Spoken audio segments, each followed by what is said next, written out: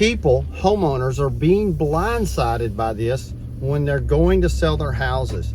They don't realize that they've signed a long, lengthy document, of which, since 2020, 220,000 homeowners are in what they call a forbearance. So remember when they shut down the world, when they shut down everything and you couldn't work, couldn't pay your mortgage? So the media said, well, maybe you could call your mortgage company, because the mortgage company says, yeah, we could do a forbearance. Now, forbearance is when you basically delay your mortgages, delay paying your payments. It could be for 3 months, could be for 6 months, it could be a year. And you would just assume that they're going to tack that on to the end, or it's a few payments that you miss, or whatever that may be. The unfortunate situation here is that not only do they tack on what you hadn't paid, but they tack on interest, they tack on a multitude of fees, you name it. So here's what's happening. Homeowners placing their homes on the market and going out and finding another home. So you place your home on the market, you are out and find another house, you like that house, you contract that house, you get a contract on your house. So now you contracted your house, you're contracted another house. This is the way it works. Those of you that have bought and sold property, you know that it's your personal home, but you put a home on the market, you go find another home, you make it contingent upon your home selling, and then you go to closing at the same time, the same day. Close on the one you're selling, close on the one you're buying, right? But what if 2 days before you go to closing on your house, they tell you that you owe $24,000 more than you anticipated, or $44,000 more than you anticipated, because there's a second lien on your house? Because when you go into a forbearance, what people are not reading, you don't understand. And look, I'm not pointing out any one mortgage company. I certainly am not saying that all mortgage companies have done this. A lot of them have done a great job of explaining to people, giving great detailed information. But you know, we all know all those insurance documents and mortgage documents, and it's all this fine print. And I joke with people, I've said it for years, you know, it takes them 12 pages to basically say, if you don't pay, you don't stay. It's just that simple. But what you don't understand is when you go into a forbearance and you say, hey, I need trouble, you know, I'm in a pinch, I can't pay, is there any way? And they're like, sure, no problem. They send you the documents, you sign a couple of pieces of paper now, and it's even easier now because you don't sit down with another human being, am I right? And you actually sign, e-sign, if you will, on a computer. So now you e-signed on a computer, you send it off, you're all good. That's been 3 years, 2 years. You put your house on the market, and they tell you you have a second mortgage on your property. And so literally you went through all this. So the moral of the story is this: before you put your house on the market, you need to do a few things. One, if you get with a good real estate agent, they'll do this for you. But that's why it's important to vet the right people for the job, because what you'll also want to do is you'll want to check with the title company.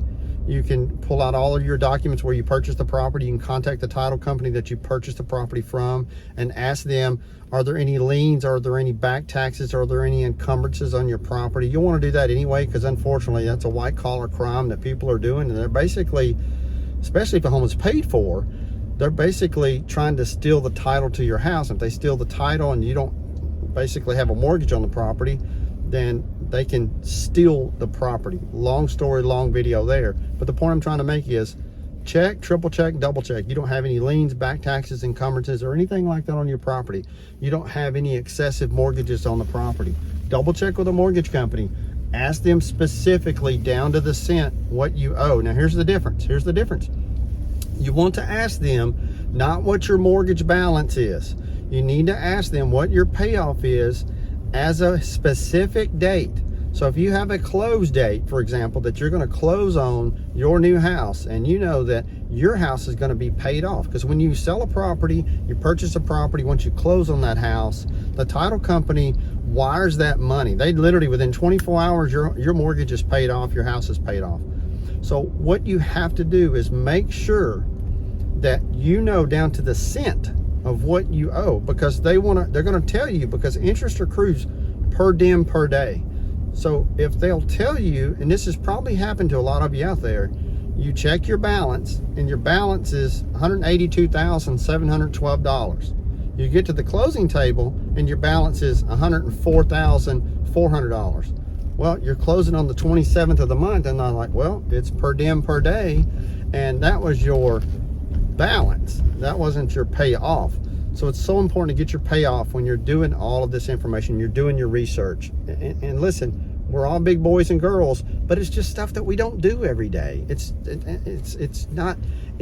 We're not used to it. It's just totally common that who gets out their documents and reads all their insurance and reads all this stuff. But when it comes to selling your property, what you don't want to do is have that disappointment. You don't want to get to there and go, oh my gosh, I didn't know I had a second mortgage on the property. I didn't know I had a third mortgage on the property. So you want to make sure, and also make sure this too. If you've had work done on your property, ever had any work done on your property, you need to make sure you check your property that there's no liens on that property. Because I've had people say, well, I'm not paying him because he didn't finish the job or whatever. Or I'm not paying her because she didn't do this to the house and she said she would. And they'll slap a lien, $1,200, $1,500, $1,800 on the property. And you cannot clear that title on that property without paying them off. And so if you do it before you get to the closing, if you do it before you get that far along, you can negotiate that with them. You can say, hey, look, I noticed you put a lien on my property. You're saying I owe $1,200, but how about I give you $800? I'm going to close. How about I give you $800 and it go away? And so you can get that done and negotiate that until the last minute. So that's so important to know and make sure that there's nothing on your property, there's no clouds, there's no liens, there's nothing on your house that's going to be a surprise into the future.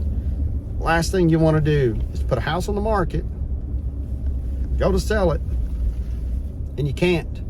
Now here's another one. This is the last one. This one is HOA liens. So a lot of people live in a neighborhood, right? With a homeowners association, HOA. And they say your dues are $400 a year or $200 a quarter or $85 a month, whatever it may be.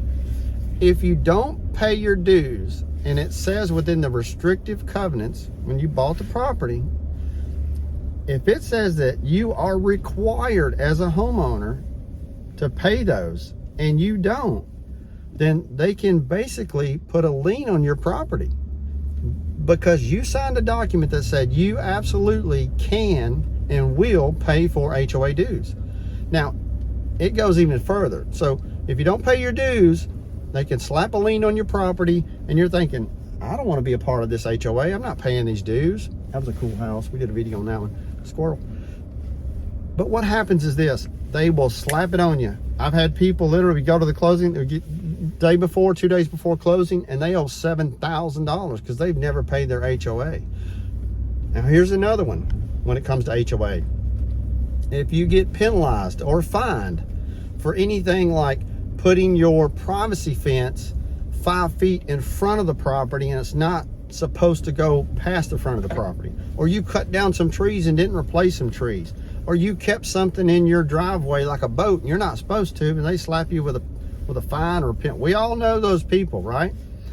And you have to understand when you just like, just go away. What they have on you is they can put a lien on your property, and nothing will frustrate a homeowner more, I can assure you. I've seen people be mad as a wet hen, as my grandmother used to say, because they can't clear, they cannot sell their house until they make that title, and they can't make it clear, because you can't give title to the next property because they're like, no, not until they pay me off, not until they pay me out, not until, they clear this lien.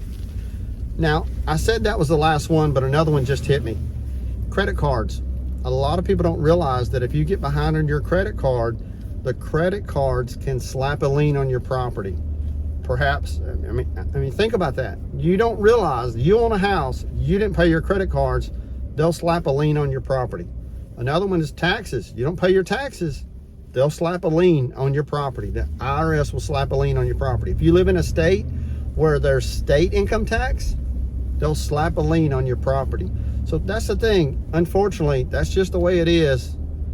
If you don't pay your obligations and your responsibilities, they absolutely can put liens on properties now. So just make sure that you check, triple check, and double check before putting your house on the market. Make sure you got a good agent. And until next time, thanks for watching.